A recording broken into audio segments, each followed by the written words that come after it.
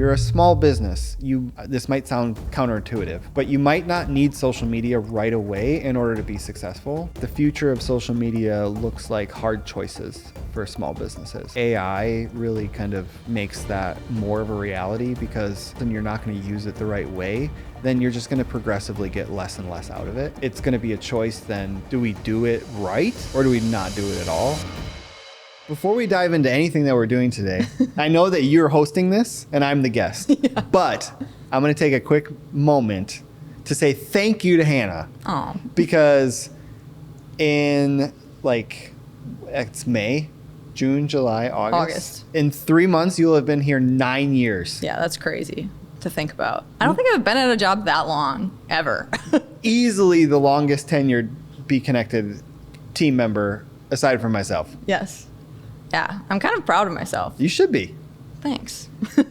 Well, I'm happy to be here hosting this. This is kind of fun, and I came up with a fun little thing we're going to do, which is 15 questions in 15 minutes for 15 years of BConnected.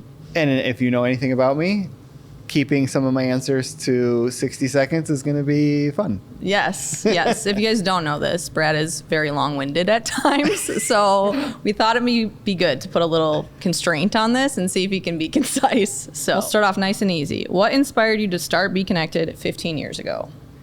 Oh boy. So actually, when I was in college, I was part of a student organization trying to raise money for the organization.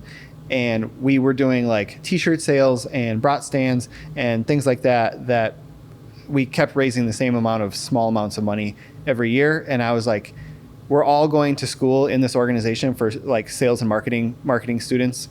We're all going to school to learn how to make money for organizations. So there's got to be a better way. So I came up with an idea of creating an agency that basically lived within the student org. And it was a success, and it's still their biggest fundraiser to this day.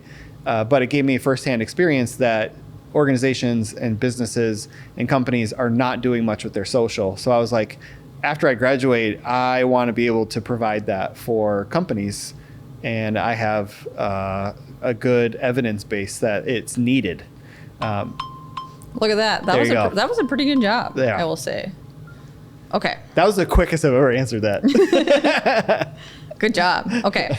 Question number 2. What was the original vision for BConnected and how has it evolved? The original vision for BConnected was it was going to be a team of social media marketers, and everybody is a generalist. Mm-hmm. They were also a specialist. So I had a lot of growing up to do, and I had a lot of maturing to do, and I thought that was totally feasible. And anybody that's worked for BConnected over the years would know that I was like a stick in the mud, and everybody wanted to differentiate and specialize in different things. I was like, no, everybody's got to learn everything. And it took me a long time to realize that. And how it's evolved is that we have actually broken up our different specialties within our team, and we've become more strategic in what we do and hired people who are good at those particular roles. And we have not always been like that. So we've grown, and I've matured as a business owner and an agency entrepreneur, I guess, to realize that model is not good for scaling. I will say that I'm very thankful that we have made that shift. I feel like it's been a very healthy shift for us. Yeah, I burnt a lot of people out. Or like, what's something you've learned about yourself? Maybe? I think one that has surprised me most is that people in marketing and brands and people within organizations, that they don't put value on the vanity metrics that come with social. I actually agree with them, but it surprised me along the way. Okay. So for instance, like when I was younger, I was like, oh, the value of social will just like prove itself. Mm-hmm. You growing engagement and awareness it will show its value over time. But that doesn't keep clients mm-hmm. for a long time unless you can tie that to actual results. Yeah, well, that's a good one. What kept you going during your hardest seasons? I'm thinking of COVID. Yeah, I'm going to try not to get emotional. Oh. So my grandma just passed away. Mm-hmm. She was 101, so she lived a fantastic life. It was actually phone calls with them Okay. Because every time I would complain about COVID and how hard it was for work and business and everything, she would remind me of like when she went through the Great Depression and her family went through that. And then like immediately following the Great Depression, they would huddle around the radio during World War II to see if they could hear any of the names of their neighbors who that's died. crazy. Yeah. And she was like, and that went on for about 4 years. And I was like, here I am complaining about, struggling out of COVID for like a half a year or 2 years or whatever. And she would just like tell me that story. And I'll be like, I can do this. Looking back, what would you tell yourself on day one? I would tell myself that I am not smarter than the economy, that I am not smarter than the economics of how businesses or agencies are built and the structure of them and the nuts and bolts of how you price things and, all that kind of thing. Because I thought I was for quite a while. I thought like, well, I'm going to do it differently, and that's going to be why we're going to grow, and that's going to be why we're going to be successful. And then I just learned the hard way over the span of years that burnout and culture and, profit margins and things like that are all legit for a reason. And that you're not smarter than anybody else. But also, quick disclaimer, all of that experience that we had by doing it that way allowed me to build the portfolio that we have, which allows us to be successful today. So I'm still thankful for it. What is the key to building an authentic brand online? This is like, I feel like what we talk about every day, but let's see if you can do it in a minute. Oh gosh. First of all, in order to talk about yourself, you have to know yourself. And there are so many people who want to portray themselves a certain way because it's like how they're supposed to look or how they're supposed to grow or what other companies look like. But you give up a little bit of your authenticity when you do that. So I feel like you really need to know yourself, and you need to be a student of why marketing works certain ways. So that way you can identify your voice with different themes and different lessons that you can learn from other brands and all that kind of stuff. And then authentically be yourself within those learnings and within those themes, within that type of like archetypes or messages or industries or things like that. And embrace it. Know yourself and be a student of marketing. Yeah, you just have to be a student and be a sponge. Okay, how do you balance creativity with strategy when it comes to marketing? First of all, I think you need to humble yourself.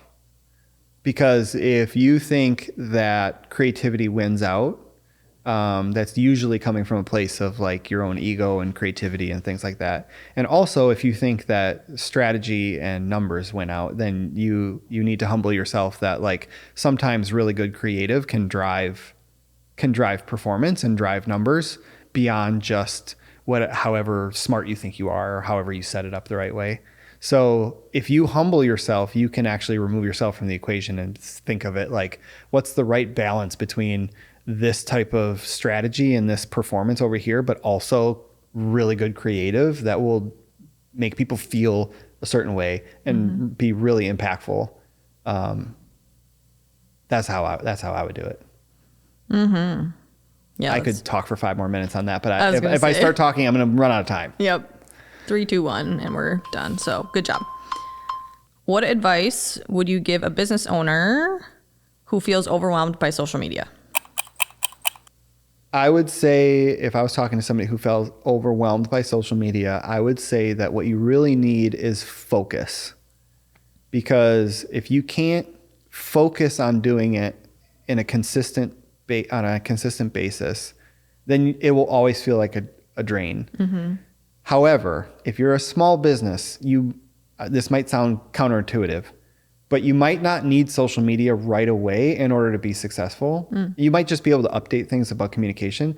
But if you focus on like sales and growing specifically, that might get you enough dollars coming in so that you can hire somebody to do it for you because you don't have enough bandwidth to focus on it yourself. But like having a vision for like, if I raise X amount of dollars or if I sell X amount of things, that will get me to a point where then I can hire somebody to do it. Or figure out a way to focus on it consistently now. What do you think the future of social media looks like for small businesses? I think that the future of social media looks like hard choices for small businesses. So they have to choose of whether or not they're going to actually do it well or if they're not going to do it at all. And I think AI really kind of makes that more of a reality, because if you're not going to use the tools and you're not going to use it the right way, then you're just going to progressively get less and less out of it. So it's going to be a choice then. Do we do it right or do we not do it at all? What has being a business owner taught you about leadership? We've gone on this journey together. Yeah. Wow. It has taught me that leaders or businesses are usually a reflection of the leaders themselves. And I've seen that firsthand because I have grown and I have evolved as a leader, and the company has changed with it. And a lot of times the leaders' insecurities show up in the culture of the business. So for instance, if I'm searching for validation and I'm really scratching and clawing for that, it will show up with like instability and burnout and things like that within the company. Whereas like if it's a calm, cool, collective hand and you're looking at things logically, then you'll have a company that ends up being very even keeled and It's a reflection of that. correct. What is one social media trend you loved, and what is one that you hope never comes back? Oh my gosh. I think you're asking for this for a specific answer. I think you've told me this before, but Yes. One that I have loved would be the Harlem Shake. yes. And that needs to come back. Society needs the Harlem Shake. Groups of people, companies, schools, you name it. We need the Harlem Shake. I'm just saying, we just need it. Maybe we need to bring it back. I think we need to bring it back. One that I hope never comes back again would be really early on in the social media game world. Like when I first started, there was this really big trend of trying to hack the algorithm by posting memes that were just graphics with like big type, like white, impact bold, right? Oh, like yep. the big fonts on the top. And I hope that never comes back. This is the grossest, dumbest thing ever. Yeah. I remember like people would try to build an account just based on using those. And it worked. Like they would get like 50, 60,000 likes and then they would disappear because they got shut down. What is your approach to building a great team? This has actually changed over the years. I used to look for people who were really talented, but they had like a weird chip on their shoulders. And I used to think like I could be the savior. Like I could be the therapist. I could be the savior. I could, if they just found their home at BConnected, they could really thrive. And there's a reason why they haven't thrived yet. But what I've learned through trial and error is that I think building a great team is being patient and waiting for the people who align with the type of culture that you want to work with. Not who you're going to fix, but the people who already resemble the right traits. And then you become that as a team, as opposed to like, oh, I'm just going to be the perfect leader and I'm going to fix everybody and I'm just going to pull the best out of everybody. That usually creates a lot of chaos. And I think part of building a great team is hiring great people. And we have some pretty great people. Yeah, we do. One of them's back there behind the camera. What is one campaign, client project, or creative idea that stands out to you in the last 15 years that you've worked on? There are two. One is really recent. Okay. And one is a while ago. So a while ago, like pre-COVID, the campaign where we started working with Old Glory Honor Flight, and that turned into like a full feature-length documentary that we ended up working out. That was amazing. That was like one of the coolest experiences. Also, I don't think I'll ever make a full documentary ever again. Yeah, it was a lot of work. I wasn't even a part of it. It was a lot of work. It was a lot. The second was, because I have a few seconds left, was the full scope of work that we've done with McKay, because it's a nursery and we did e-commerce, landscaping, and garden centers. And we've been able to show like legit growth and legit real numbers of their business growing because of like a full strategic approach with them. That just really sticks out as just like an awesome case study. What has helped BConnected stay relevant for 15 years? Our basic behaviors. Yes, love them. So we have 20 basic behaviors that are all built around the behaviors that we embody that represent our culture. And so many of them have allowed us to adapt and thrive and grow and do what's best for our clients, stay on top of things, trends, look at results, keep the macro in mind, like all of that kind of stuff. Our 20 basic behaviors are like a big unlock for us. Because one of them is never stop learning. And we wouldn't be here in business 15 years later if I would have just stopped learning and like been like, no, this is my business, so I'm just going to keep doing it the same way. That's just, there's no lasting power there. Yeah. I use them outside of work too. They're great. Yeah. Assume positive intent. That's my favorite Assume one. positive intent, one of the hardest ones to do. Yes. Or to challenge directly and care personally. Other way around. Yes. What are you most excited about for the next chapter of BConnected? All right, quick in 60 seconds. Next chapter is that we have fully evolved into being more strategic, a more strategic partner and vendor for the brands and clients we work with. And we look at the customer journey from end to end, which means that like some of that could feel like scope creep a little bit, where like it's creeping in on the scope of social, but it's expanding like how we look at content. So looking at like influencer marketing and more elevated campaigns and all the media buys that go with the elevated campaigns and what the website experience looks like once they go there, and like end to end of the full digital journey. Because that allows us to show real results and have long-lasting partnerships where we're guiding clients and we're able to see them grow and we can grow with them is really, really exciting to me. I know. I feel like we've just like dipped our toes into this and we've already seen such great things from it. So I'm excited too. Yeah, I think there's a lot to be had there. Well, that's a wrap. And I will say, I mean, you said thank you to me at the beginning, but thank you for like hiring me. This has been a really great experience for me, and I've grown. Like 9 years is a long time, but I've grown a lot. So, Yes, you have.